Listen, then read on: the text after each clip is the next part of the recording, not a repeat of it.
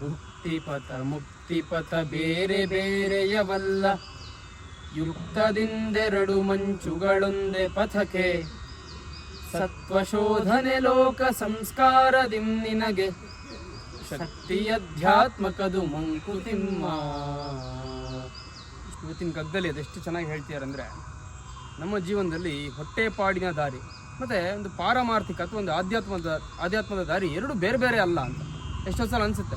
ಒಂದು 40-50 ವರ್ಷ ಚೆನ್ನಾಗಿ ದುಡಿದು ಆಮೇಲೆ ಆಧ್ಯಾತ್ಮಕ್ಕೆಲ್ಲ ಟೈಮ್ ಕೊಡೋಣ ಅಂತ ಕೆಲವರು ಹೇಳೋದು ನಾವು ಕೇಳಿರ್ತೀವಿ. ಹಂಗಲ್ಲ, ಇದು ಆಧ್ಯಾತ್ಮ ಮತ್ತು ಹೊಟ್ಟೆಪಾಡಿನ ದಾರಿ ಎರಡೂ ಒಂದೇ ದಾರಿ, ಅಂಚುಗಳು ಬೇರೆ ಬೇರೆ ಅಷ್ಟೇ. ಆ ದಾರಿ ಇದು ಎರಡು ಒಟ್ಟಿಗೆ ನಡೀತಾ ಇರಬೇಕಂತ. ಅಂದರೆ ಆಧ್ಯಾತ್ಮ ಅಂದರೆ ನಾವು ಎಲ್ಲ ಇಡೀ ಜಗತ್ತನ್ನು ತೊರೆದು ಎಲ್ಲೋ ಕಾಡಲ್ಲಿ ಹೋಗಿ ಮೂಲೆಯಲ್ಲಿ ಕೂತ್ಕೊಂಡು ಧ್ಯಾನ ಮಾಡಬೇಕು ಅಂತಲ್ಲ.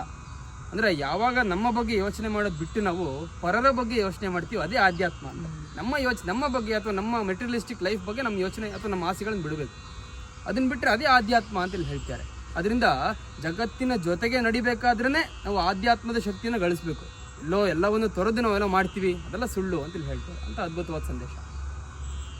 ನಮಸ್ಕಾರಗಳು.